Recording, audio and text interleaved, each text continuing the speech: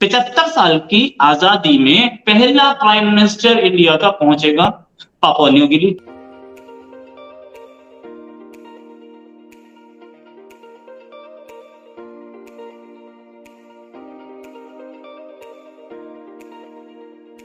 इस पूरी एरिया को कहते हैं इंडो पैसिफिक।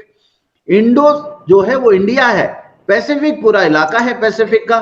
तो एकमात्र ऐसी कंट्री है जहां की ये आप समझ लीजिए उसका नाम पूरे रीजन के ऊपर एक छाप छोड़ता है।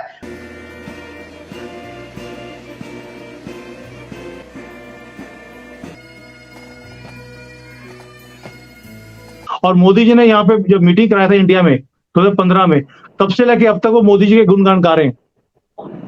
बाकी पिंक सिटी में मीटिंग हुआ था, उनका जो है पूरा रंग ही इन्होंने पिंक कर दिया। They cannot think of anything else except India. Modi ji का स्टेचर ऐसा है, मोदी आज इंडिया के लीडर नहीं है, प्रधानमंत्री मोदी वर्ल्ड लीडर है। दुनिया उनको नेता मानती है, भाई दुनिया के नेता उनसे सीखते हैं, ये सच बात है। ये बहुत बढ़िया मौका है भारत को अपनी छवि को वहां पे निखारने का और चाइना को काउंटर करने का। अगर मोदी जी गए हैं तो कोई बड़ा ही कांड करने जाएंगे, अदरवाइज ये छोटे आइलैंड्स में जाने वाले मोदी जी तो है नहीं।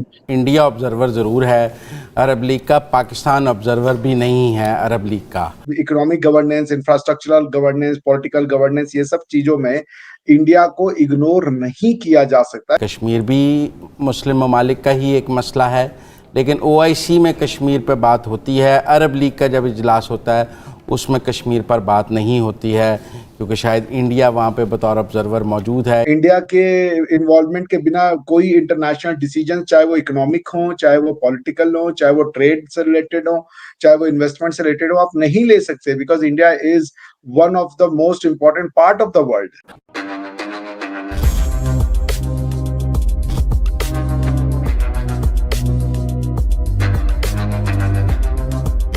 नमस्कार दोस्तों G7 समिट के बाद प्रधानमंत्री मोदी जी पैसिफिक ओशन में स्थित एक आइलैंड देश पपुआ न्यू गिनी में लैंड कर गए हैं। नमस्कार दोस्तों G7 समिट के बाद प्रधानमंत्री मोदी जी पैसिफिक ओशन में स्थित एक आइलैंड देश पपुआ न्यू गिनी में लैंड कर गए हैं, जहां दोस्तों प्रधानमंत्री मोदी जी का भव्य स्वागत किया गया पपुआ न्यू गिनी द्वारा। जहां पपुआ न्यू गिनी के प्रधानमंत्री सारे प्रोटोकॉल को तोड़ते हुए खुद आए हमारे प्रधानमंत्री को रिसीव करने के लिए, और दोस्तों उन्होंने मोदी जी से मिलकर के मोदी जी के पैर छूकर उनका आशीर्वाद भी लिया। और दोस्तों मोदी जी के स्वागत में पपुआ न्यू गिनी के जवानों द्वारा एयरपोर्ट पर ही भारत का राष्ट्रगान भी बजाया गया। दोस्तों पपुआ न्यू गिनी हमारे प्रधानमंत्री के आने पर अपने पूरे देश में ही नेशनल हॉलीडे भी कह दिए हैं। और दोस्तों ये आइलैंड देश भारत के लिए एक बहुत बड़ी स्ट्रेटेजिक लोकेशन। और दोस्तों इस देश की खास बात यह है कि यहाँ पर काफ़ी सालों से भारतीय मूल के लोग इस देश में रहते हैं। तो चलिए दोस्तों इसी पर आगे पाकिस्तानी मीडिया का रिएक्शन देखते हैं, जो इस तरह के मोदी जी का स्वागत को देख करके पाकिस्तान आग बबूला हो चुका होगा। पापुआ न्यू गिनी, इसमें गेम क्या है? ये इस कंट्री की इंडिया को आज तक याद क्यों नहीं आई थी? These islands, ये बहुत ज्यादा इंपॉर्टेंट, एक स्ट्रेटेजिक इंपॉर्टेंस रखते हैं ये आइलैंड्स।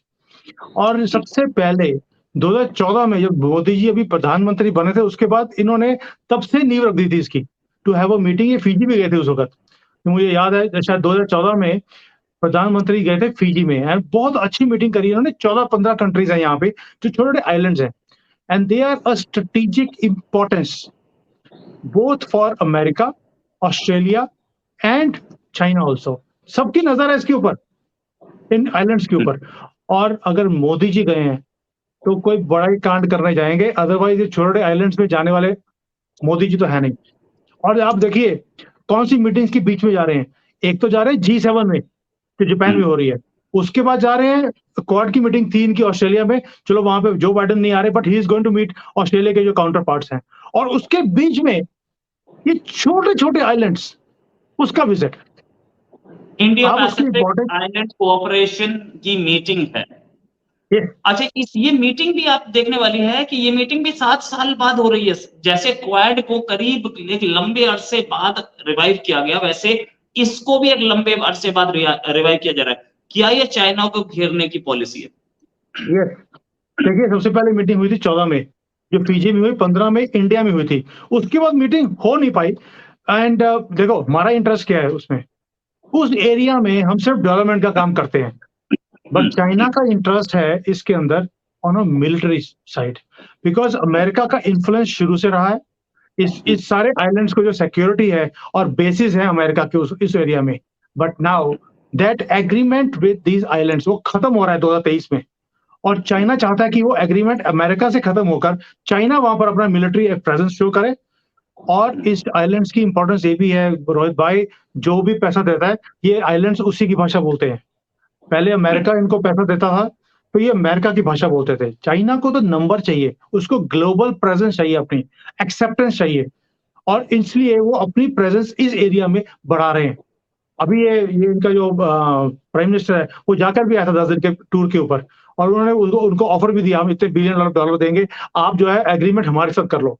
आखिरी सेकंड पर 2-3 कंट्रीज ने मना कर दिया कि हम आपके साथ करेंगे नहीं, we will do it with America.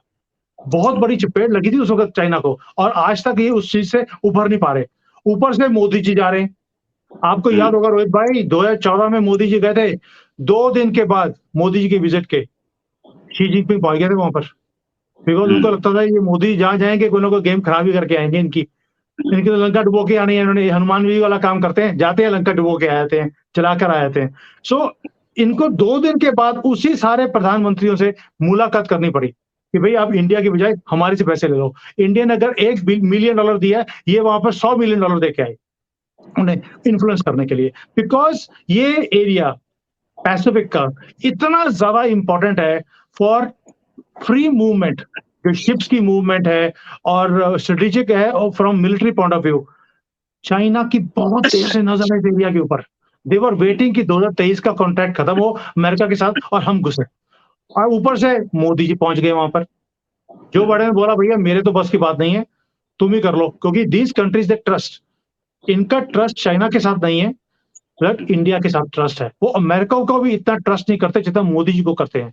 और मोदी जी ने यहाँ पे जब मीटिंग कराया था इंडिया में 2015 में, तब से लेके अब तक वो मोदी जी के गुणगान गा रहे हैं। बाकी पिंक सिटी में मीटिंग हुआ था, उनका जो है पूरा रंग ही इन्होंने पिंक कर दिया। They cannot think of anything else except India. इतनी इंडिया की तारीफ करते हैं। ऊपर से फिजी ऐसा कंट्री जहां पे इंडियंस इतने सदियों से रह रहे हैं वहां पर, और वो आज भी अपने आप को इंडियन बोलते हैं। उन्होंने अभी भी अपने आप को फिजियन बोलना शुरू नहीं किया, उनकी भाषा भी वहां पे इंडियन है, इंडियन कल्चर को फॉलो करते हैं। सो एक कनेक्शन है इंडिया के साथ इन आइलैंड्स का, और इसी चीज को इंडिया ने एनकैश भी किया, वहां पे सिर्फ डेवलपमेंट के प्रोजेक्ट्स किए, जबकि चाइना ने यहां पर आकर कंट्रोल करने की कोशिश करी, उन्हें टेक ओवर करने की कोशिश करी। सो ये चीज कहीं ना कहीं इन आइलैंड्स को खटक रही है, और इसी चीज का फायदा इंडिया उठा रहा है। इंडिया ऑब्जर्वर ज़रूर है अरब लीग का, पाकिस्तान ऑब्जर्वर भी नहीं है अरब लीग का। मैं देख रहा था कि इंडिया के पास ऑब्जर्वर का स्टेटस है अरब लीग में, कि वो बतौर ऑब्जर्वर उसमें शरीक होता है। पाकिस्तान को अरबों ने आज तक उसमें ऑब्जर्वर का स्टेटस भी नहीं दिया है।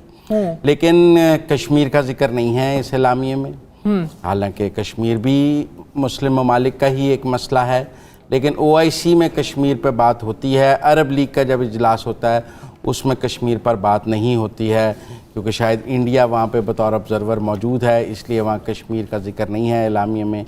लेकिन जो बिशारतुल असद को बुलाया गया है 12 साल बाद, ये एक बड़ी डेवलपमेंट थी। और जब बिशारतुल असद को और शाम को बुलाया गया तो अमरीकी जो दफ्तर ख़ारजा है, स्टेट डिपार्टमेंट है, उसने एक बयान जारी किया कि हमें इस पर बहुत तहफ़्फ़ुज़ात हैं, शाम में अभी लड़ाई है, इस मौके पर बिशारतुल असद की शाम की रुकनीत जो बहाल करना है उस पर अमेरिका ने नाराज़गी का इजहार किया।